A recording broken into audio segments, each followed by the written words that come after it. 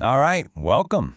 Today we're talking about a place that's gone from a frozen afterthought to a geopolitical hotspot almost overnight. Greenland. Yeah, that massive, icy island has somehow become a central piece on the global chessboard. Let's dive in and figure out why. And that really is the big question, isn't it?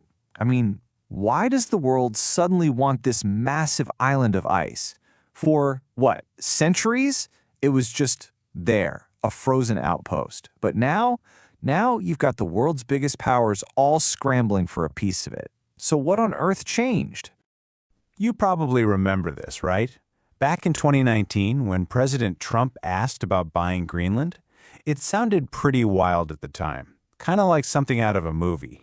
But that quote, essentially it's a large real estate deal, was actually a huge public signal.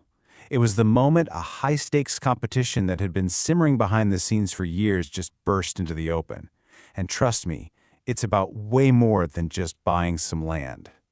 So yeah, that one comment wasn't just a random one-off thing. Not at all. It was a clear sign of a massive geopolitical shift that's been happening. It's what's turning this island, an island that was pretty much ignored for decades, into one of the most strategic places on the planet for the 21st century. Okay, so to really get why Greenland is so important right now, we've got to rewind the clock a bit. You see, its strategic value isn't some brand new discovery. Nope, it was actually forged in the fires of the 20th century's biggest conflicts.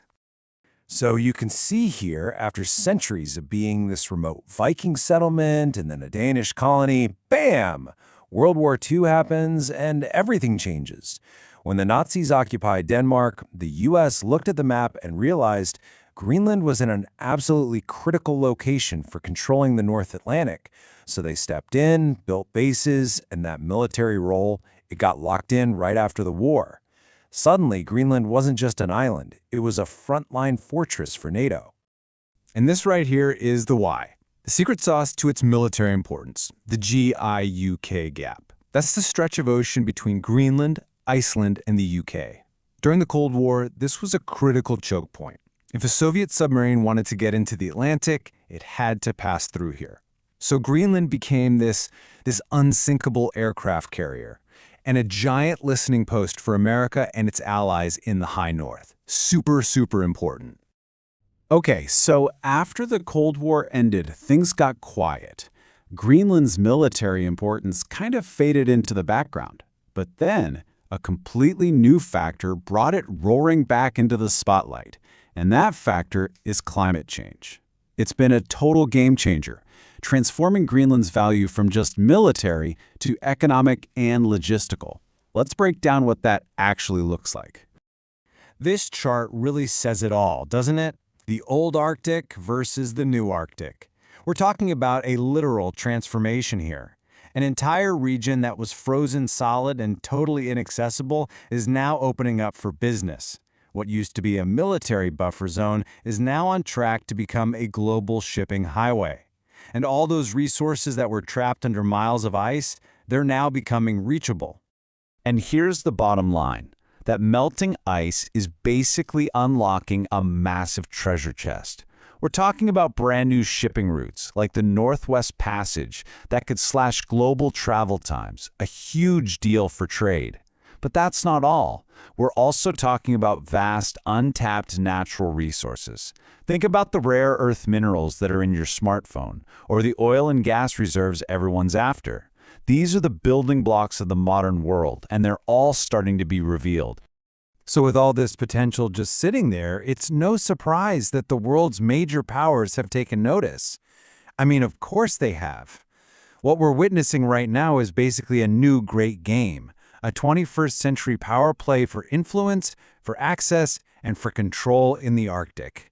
And guess what's sitting right in the middle of the board? Yep, Greenland. And this table breaks it down perfectly. You've got the key players, and they all want something different. Look at the US. For them, it's still about that military position, about making sure no rivals get a strategic advantage. Then you have Russia, which sees the Arctic as its backyard and is beefing up its military presence to prove it. And then there's China. This one's fascinating. They've declared themselves a near-Arctic state, which is a pretty creative way of putting it, and they're all in on the economic prize. They want those shipping routes and those resources we were just talking about. But hold on. This isn't just a simple story of big countries pushing each other around. There's a huge wild card in all of this. And that wild card is Greenland itself. Because you see, Greenland has its own plans. For the last few decades, Greenland has been quietly but steadily marching towards its own independence. You can see the steps here. First, home rule, then even more autonomy. And now its leaders are actually drafting a constitution for full independence. So while it's still technically part of Denmark, it's on the brink of becoming its own nation. And that changes everything.